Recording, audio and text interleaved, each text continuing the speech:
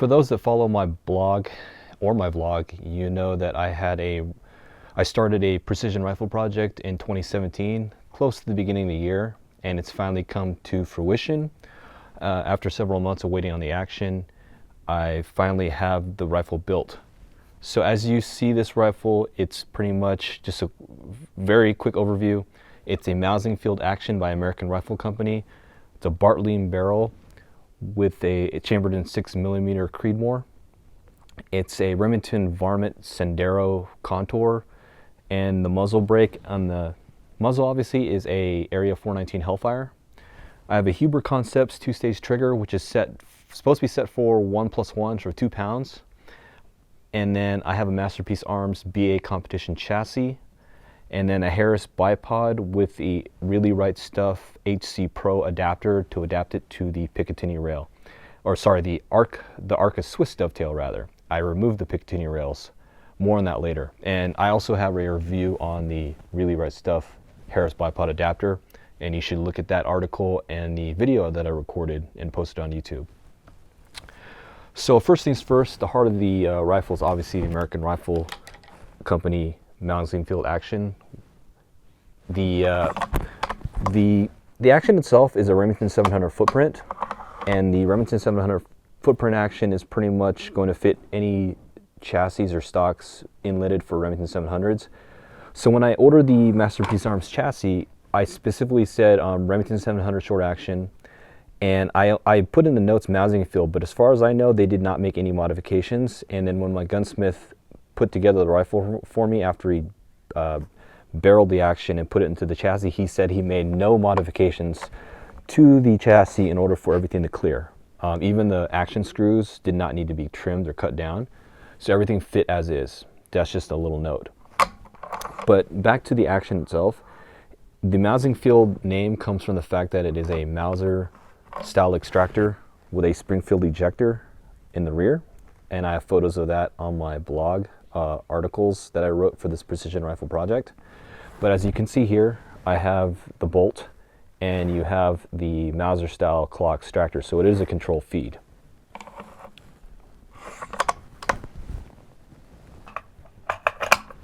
So to quickly demonstrate the control feed aspect of it, I have some empties in here that I'm going to chamber.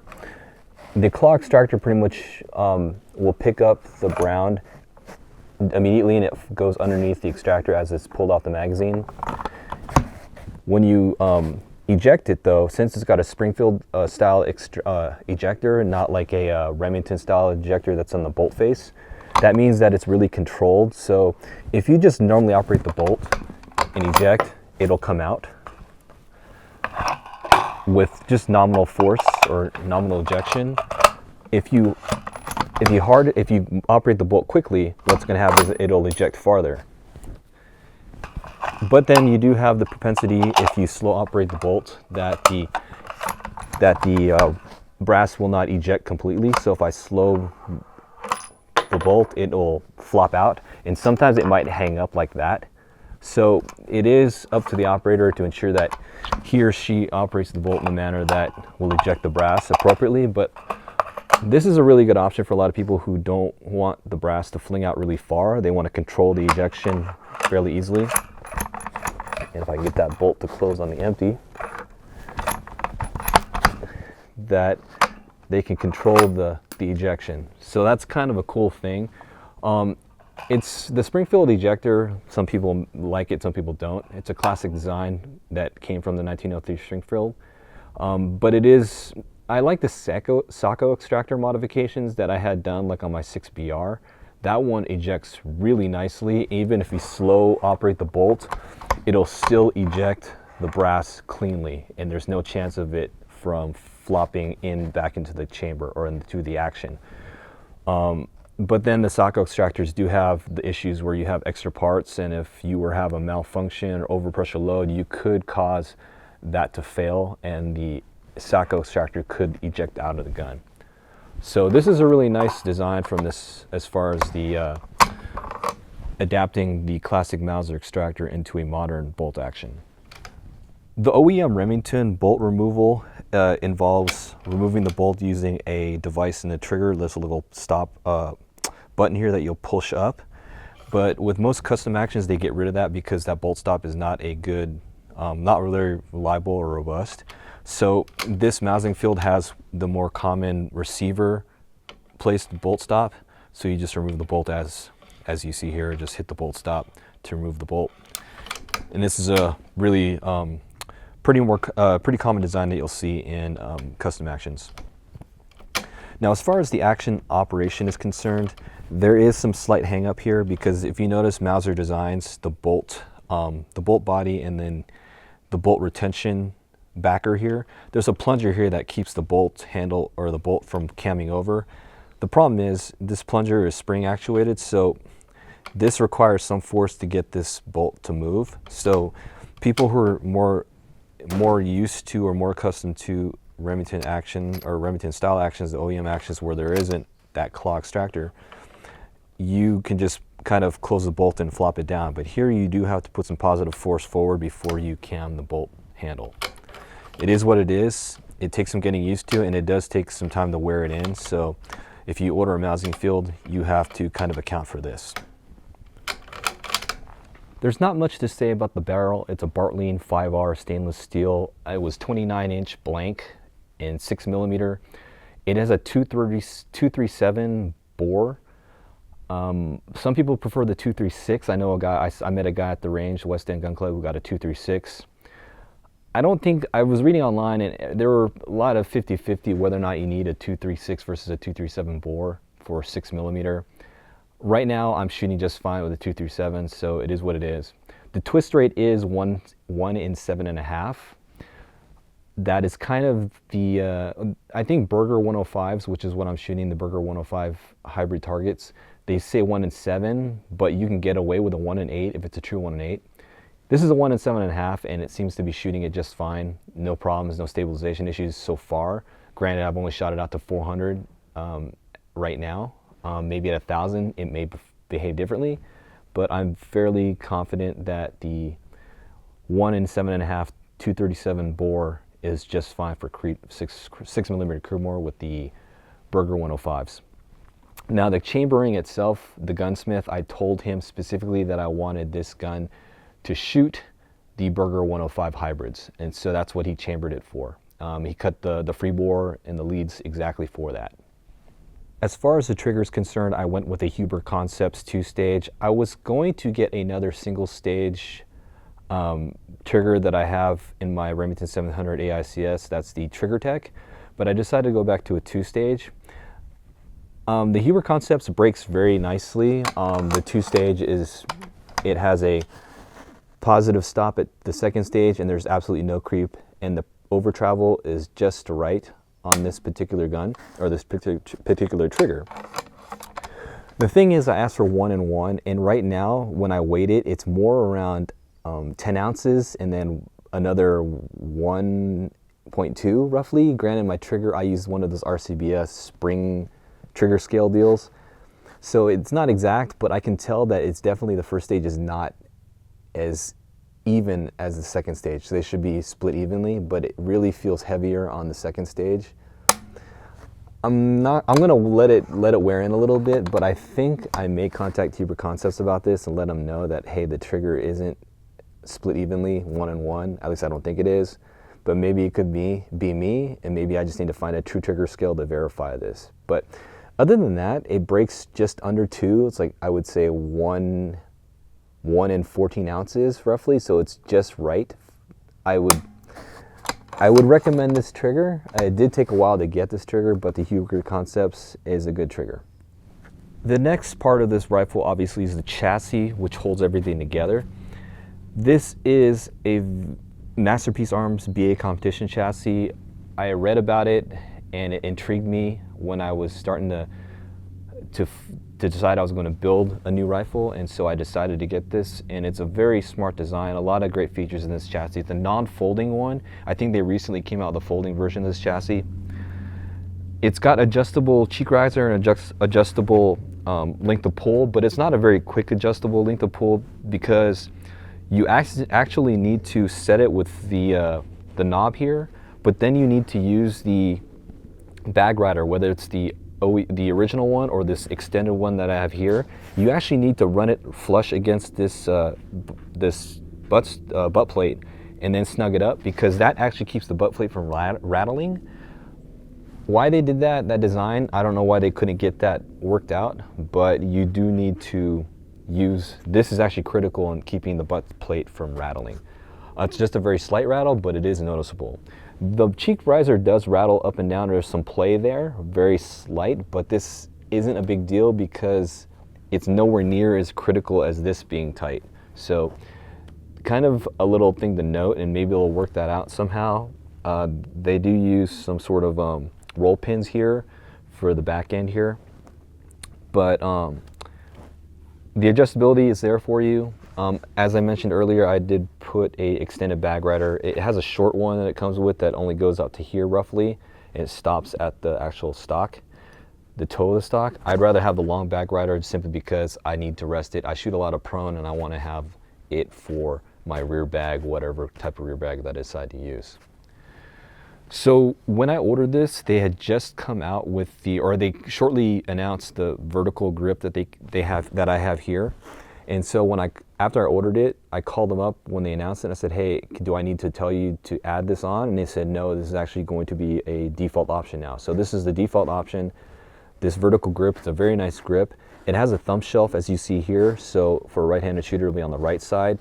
And you can shoot with your thumb above your shooting hand, which is a really good design because for those that don't know, you do get better accuracy or you get straighter trigger pull if you have your thumb on the same side as your hand. If you try to wrap around this end, usually you have the tendency to cam your hand forward like this. And people who shot service rifle AR-15, like I have, you'll understand that this is a kind of something you have to deal with when you're shooting prone. Some guys with the AR will actually shoot it kind of thumb off and just grip with the middle and your fourth finger here, and then your pinky, and then you'll kind of just have it on this side right here and just kind of grip it like that with AR. But this gives you this nice thumb shelf so you can actually put it there. Some people actually put their thumb on the you don't have a ambidextrous safety, so you can't really rest it there, but then this does give you, I mean, on the AR you kind of just let it hang on the side, but this thumb shelf is very handy, and surprisingly enough, the width and the contour is very ergonomic. Some people will see it's kind of fat, but it actually fits quite well even for my small hands. Moving on to the forend of the rifle or the chassis, you'll notice that there's an Arc of Swiss dovetail across the entire forend. This is kind of a more recent addition to the chassis. What I like about this is the fact that I can run a Arc of Swiss accessory across this entire forend. So since Really Right Stuff has released the adapters for the Harris bipods to fit Arc of Swiss dovetails, I can easily take this off and move it to the back end if I'm going to shoot off a narrow platform that I want to rest the bipod and a rear bag, or the rear of the stock. So that gives me a lot of flexibility. It came bundled, or this whole chassis actually came with a Picatinny rail in the front and another Picatinny rail on what they call the Trinity rail on the back. So you can move a Picatinny bipod on the forend to the aft part of the forend. The problem is it was kind of tall and it kind of impeded the ability to use this barricade stop effectively, because you can move the barricade stop back and forth. So I liked the fact that I had the option of getting an Arc of Swiss adapted bipod, and I can move it across the entire forend, so I can strip the Picatinny rails and have a bipod that I can move wherever I want and still have the ability to move this barricade stop, which is free rotating. It just fits into this push pin deal, or this with a plunger, and I can just move it back and forth, and I can just drop it in, and I have this nice barricade stop, freely rotating. This comes default with the Masterpiece Arms chassis. And in the front end, you have this, the forward part of the forend, you do have this night vision or whatever bridge if you need to put some sort of accessory in front of your scope. Some people take it off. Right now I'm leaving it on. Just looks cool, I guess. So one of the coolest things on this rifle, in my opinion, is the Area 419 HELLFIRE muzzle brake. What's so great about this is that it's self-timing. not only is it self-timing, the fact that the way it attaches and detaches, it's very easy to do and center it up. So it's a reverse thread. So if I wanted to take it off right now, I can simply remove this collar here, and once I get it loose, I can just push a little bit more, and it's going to push the muzzle brake forward, and I can pop it off the adapter. So the adapter is this deal here, and you can buy multiple adapters and put them on multiple guns, so you can have the same brake for multiple guns, assuming, you know, the cartridge or the caliber is correct. But this is threaded onto the muzzle, and if I wanted to, I can just run it without the muzzle brake and just shoot it like this, or I have a thread protector for this outer portion. I can put the thread protector on here and shoot that as is. So if I were going to shoot in an F-class venue, I can still run this gun and be legal on the line because I can take off the muzzle brake. But if I wanted to, what I can do is simply thread this thing back on, and it's indexed with this little marker on the front, with the cartridge or the caliber size. Since it's reverse thread, we'll push this, we'll thread it on. And so once you thread it on, I'm not going to get it on exactly right now because I need to get over the gun, but so once you thread it on, you simply tighten it down, and once you tighten it down, it locks into place. So if you find that it's not on correctly, you can simply loosen it up. You got to pop it forward, but once you can rotate it however you want. But once you find it in a spot you like, you simply sorry, threading it off, reverse threads.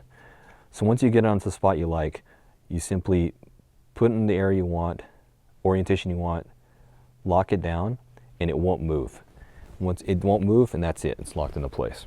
It's a great design, Area 419, highly recommend this HELLFIRE. If there's anything on this build that you see that you might want to get, definitely recommend. This is the one thing that I think is incredible as far as the design is concerned. The ports are angled, roughly, not 45 degrees maybe, but it does angle backwards. It's not straight to the sides, it is backwards. So take that into account when you're shooting next to other people, or if you have like your lab radar next to it, you need to put your lab radar flush with the crown, not with the, not behind it.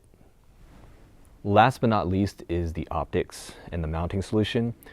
The Masterpiece Arms comes with it's not an integral rail, but you can swap out the rails. The great part about this rail here is it's keyed to the receiver.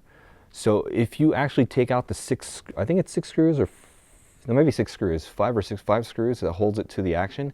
If you take out all the screws and held it by the rail, the weight of the action is not enough to separate it from the rail. It's amazing how well it's keyed. So even if you have the 6 screws off, it would actually hold into place this whole the whole scope, and it shouldn't move. But then the 5 screws just locks it in, so you know it won't come out.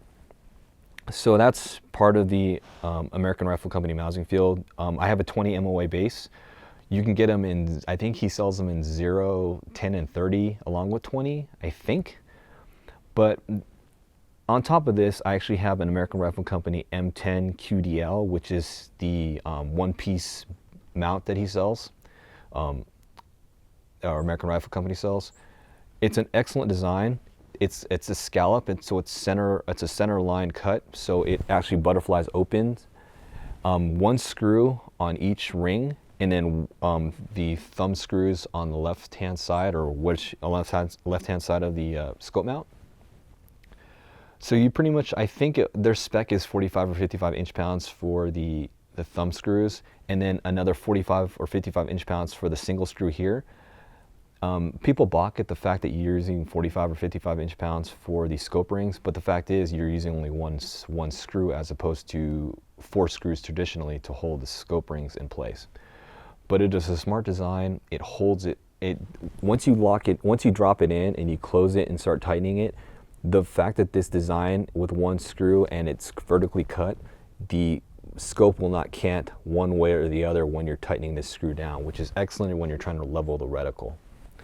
But it is a very smart design, and this is actually getting a lot of traction with a lot of rifle shooters, the American Rifle Company M10 QD-L. You can get it in a 1-piece mount, or you can get in just 2-piece rings, a 2-piece ring set. And I think this is actually starting to get a lot more popularity over the spur mounts, which I also have, and I think this is actually a better design than the spur. With that said, I have the American Rifle Company mounting solution. On top of it, I have a Vortex Razor HD AMG 6-24 by 50 MRAD. This is my second Vortex. I was going to get a Colley's 6-24 case. I think it's called the Colley 624i. But after much thought and reading online, I felt that the Vortex, after having it on my Savage, I decided I wanted to go ahead and get another Vortex Razor HD AMG. So that's why I bought a second one. And so that's what I have on this gun.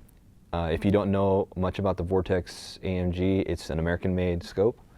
It's all made stateside except for one portion, and that is the reticle. And that is, I think, from word of mouth, that is why this scope was hard to get in the first 12 months, is because they couldn't produce the reticles fast enough. So it actually has a German reticle. It's a German-made reticle in this scope. So it's like 99% US made, and then the reticle itself is German. But overall, this scope is excellent. The design is very light. It's a 30mm tube as opposed to 34, which a lot of people want to get a 34. I don't see much degradation as far as 30 versus 34. If anything, the 50mm objective might be a detractor for some people. They want that large 56. Frankly, I think the form factor on the Razor HD AMG is excellent. It's a great scope design, and I highly recommend it, especially for the price. So this is the rifle as is, pretty much. I'm very happy with it. It's shooting quite well. I've got about 150 rounds through it. I'm necking down 6.5 Creedmoor brass by Lapua. So Lapua brass, 6.5 Creedmoor, I'm necking it down without issues. Burger 105s, the Burger 105 hybrid targets, and I'm settled on 41 to 41.3 grains of H4350. It's shooting about half minute, if not better, if I can hold it steady. I need to get a dope beyond 400. So right now I've got data for 100 through 400 yards, but I like to get out to 5 and 6, and hopefully to 1,000 if I can get a chance to get on a 1,000-yard line and get some of the pull targets for me. But for more information, I highly recommend you read my blog at okapj.net, where I have a breakdown. I've had a series of articles on this precision rifle project. Just look for Precision Rifle Project 2017 or look for Mausingfield on my website, okapj.net.